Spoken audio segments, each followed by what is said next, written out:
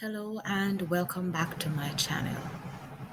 In this video, we will be looking at the characteristics and functions of greenhouse gases in the context of global warming. The atmosphere refers to the mixture of gases that surrounds the Earth's surface. By far, oxygen and nitrogen form the largest proportion of the atmosphere. Together, these two gases make up about 99% of the atmosphere. Within the remaining 1% of gases is a very important group of gases called greenhouse gases.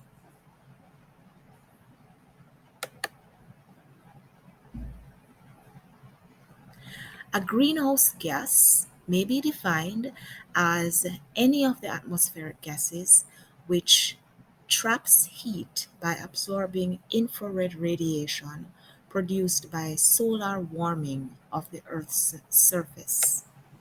They include carbon dioxide, methane, nitrous oxide, water vapor, and ozone.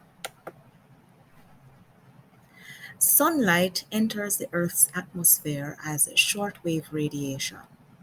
The greenhouse gases will allow the shortwave radiation to enter without absorbing it. In other words, they behave transparent. Thus, most will reach to the surface. The surface then warms up by absorbing the shortwave radiation from the sun. The amount of heat absorbed depends on the characteristics of the surface.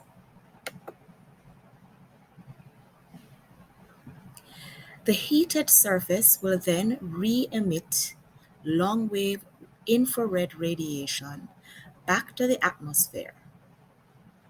Greenhouse gases respond to long-wave radiation differently from the way they respond to short-wave radiation. So instead of just allowing the radiation to pass through, they will trap some of it, preventing most of it from returning to space. The greenhouse gases will then redirect some of the heat back to the surface, while some will be released to space.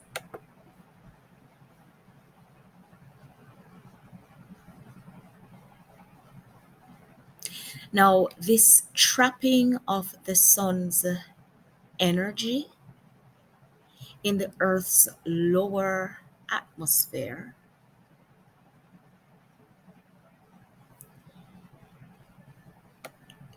due to the greater transparency of the atmosphere to the visible radiation from the sun than to the infrared radiation emitted from the Earth's surface is known as the greenhouse effect.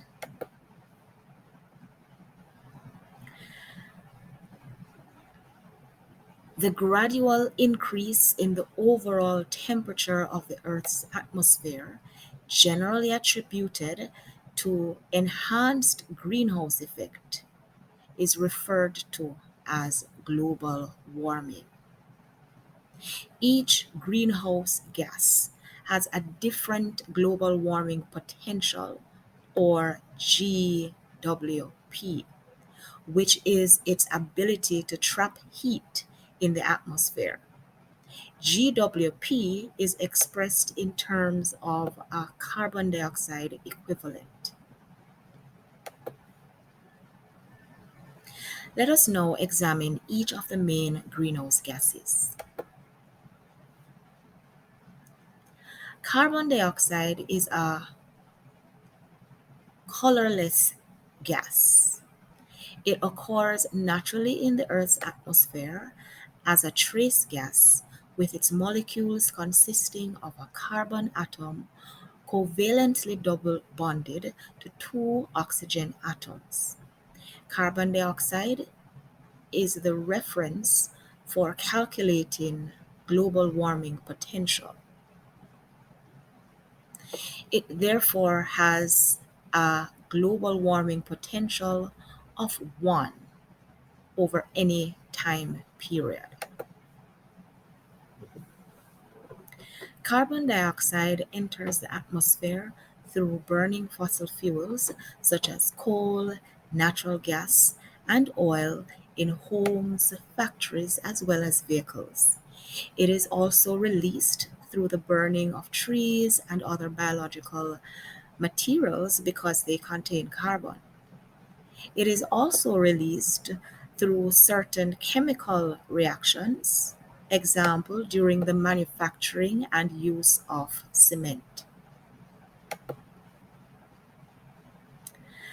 Carbon dioxide is removed from the atmosphere when it is absorbed by plants during the process of photosynthesis.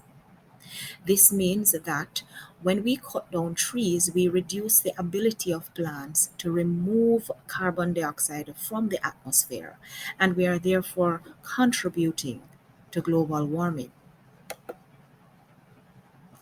Carbon dioxide can also be absorbed in the surface water of the ocean.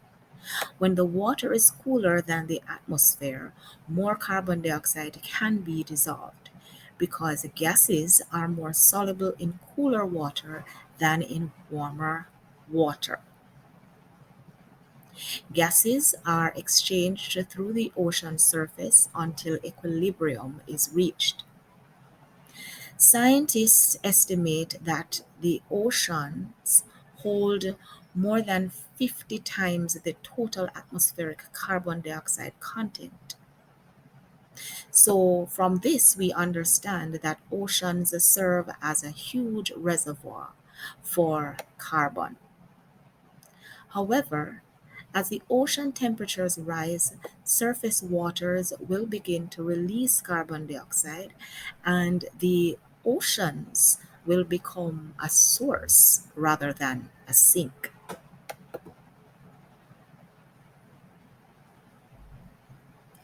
We should also bear in mind that when carbon dioxide combines with water, it forms carbonic acid. And ocean acidification is a very alarming problem. As more dioxide gas is absorbed in the ocean, the pH of the ocean decreases. That is, it becomes more acidic. This lowers the ability of carbonate ions needed by organisms that build shells. This impact on organisms that build skeletons and shells out of calcium carbonate will profoundly affect ocean ecosystems and food webs, including corals.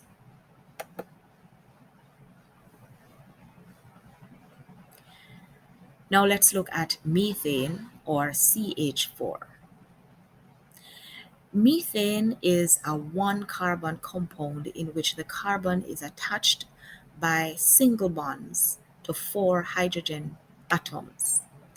It is both a colorless and odorless gas, and it is also flammable. After carbon dioxide, methane is the second most important greenhouse gas contributing to human induced climate change.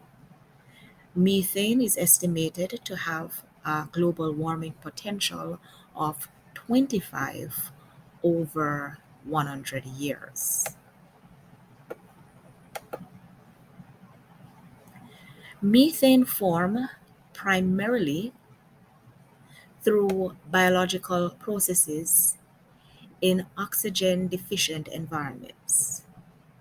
It can also be released naturally from the melting of permafrost and from the clathrates at the bottom of oceans. It forms in the burning of biomass and fossil fuels.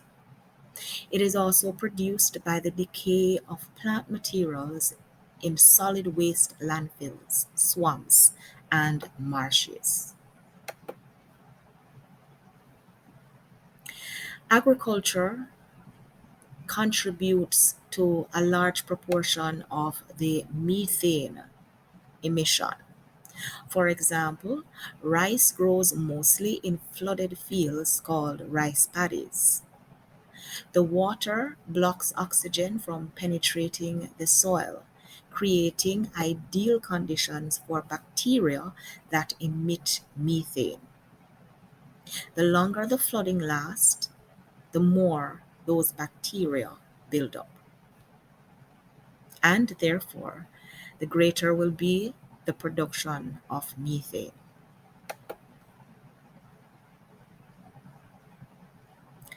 Cows also generate methane. They may do this in two main ways: through their digestion as well as through their waste. Cows are part of a group of animals called ruminants. Ruminants have stomachs with four distinct chambers. The first chamber is called the rumen, which is the home of a complex ecosystem of microorganisms. These include bacteria, fungi, and protozoa. Some bacteria and protozoa break down the sugar and starch from plants.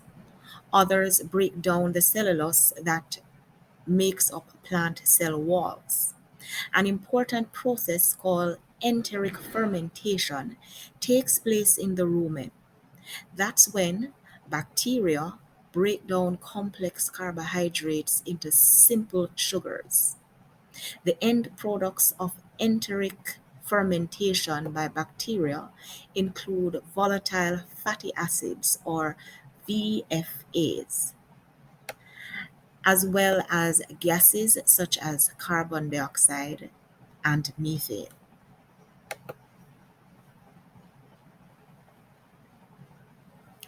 Now onto nitrous oxide, N2o. Nitrous oxide is a colorless, tasteless gas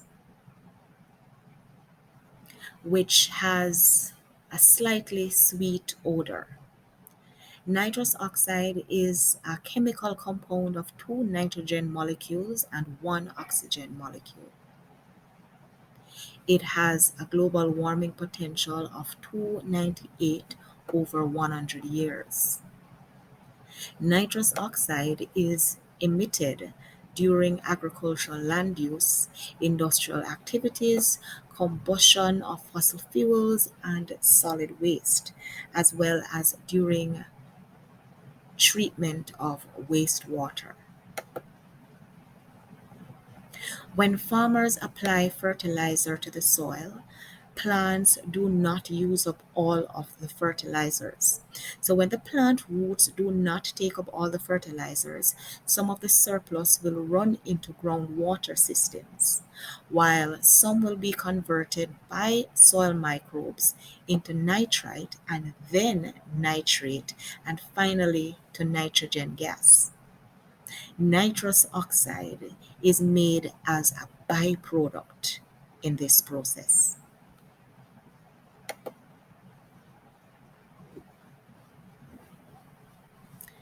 Now on to water vapor or H2O. Water vapor is water molecules in a gaseous state. Every molecule is one oxygen atom connected to two hydrogen atoms. Water vapor is the most abundant greenhouse gas in the atmosphere, both by weight as well as by volume. Like other greenhouse gases, water vapor also traps long-wave radiation and contribute to warming. However, water vapor stays in the atmosphere for a much shorter period of time compared to other greenhouse gases. We cannot really blame human activities for the release of water vapor to the atmosphere, since water vapor is part of a natural hydrological cycle. However, increased water vapor content in the atmosphere is referred to as a feedback process. Warmer air is able to hold more moisture, So, as the climate warms as a result of global warming and air temperatures rise, more evaporation from water sources and lands occur, thus increasing the atmospheric moisture content. Since water vapor is an effective greenhouse gas, this contributes to even more warming. It therefore enhances the greenhouse effect.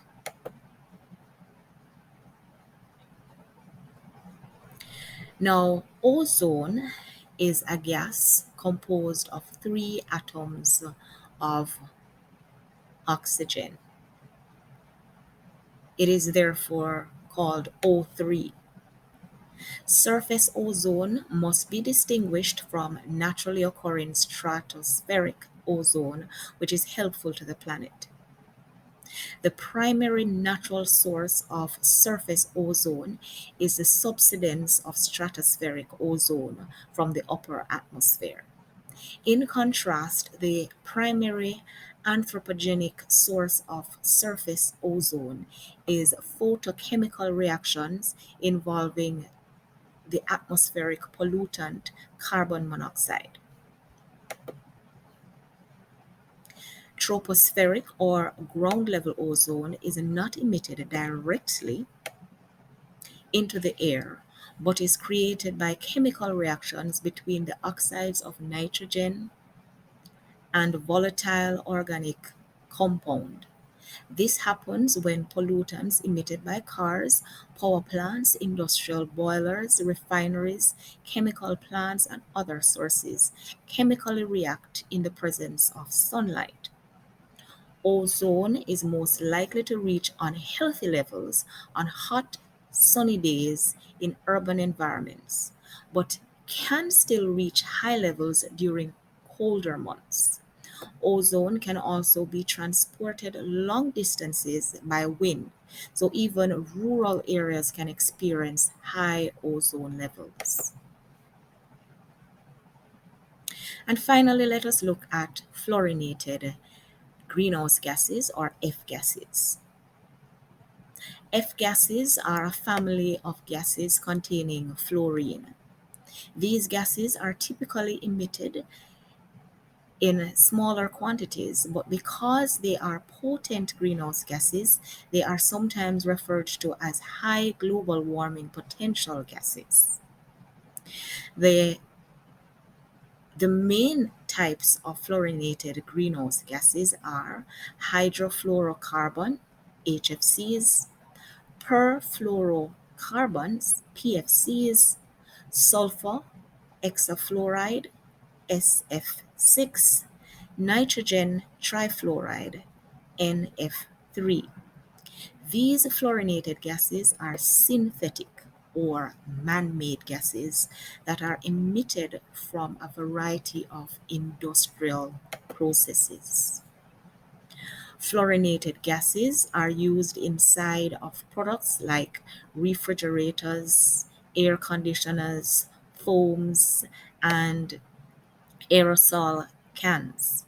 Emissions from these products are caused by gas leakage during the manufacturing process as well as throughout the product's life.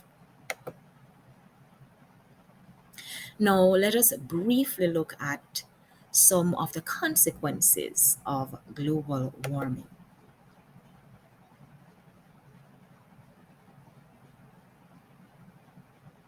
A warmer climate results in the melting of ice sheets. The melting of ice sheets leads to sea level rise, and sea level rise can also be caused by thermal expansion due to the warmer climate. Sea level rise can lead to salt water intrusion of groundwater. This means that it reduces the amount of fresh water that we have available.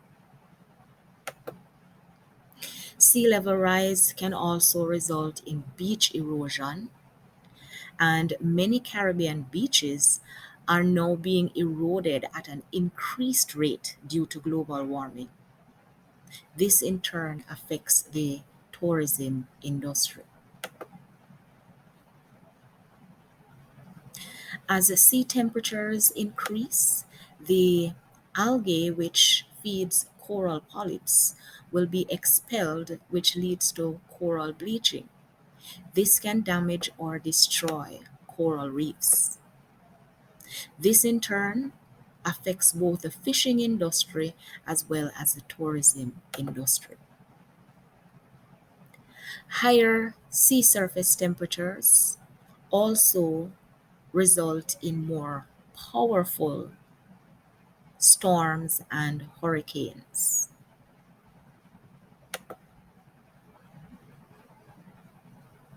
Droughts will also be common, putting water supply at risk. This in turn can negatively impact the agricultural sector. It can also lead to other social problems. Okay, so this is where I stop. Continue to support my channel by liking this video, sharing it with someone, and subscribing if you have not already done so.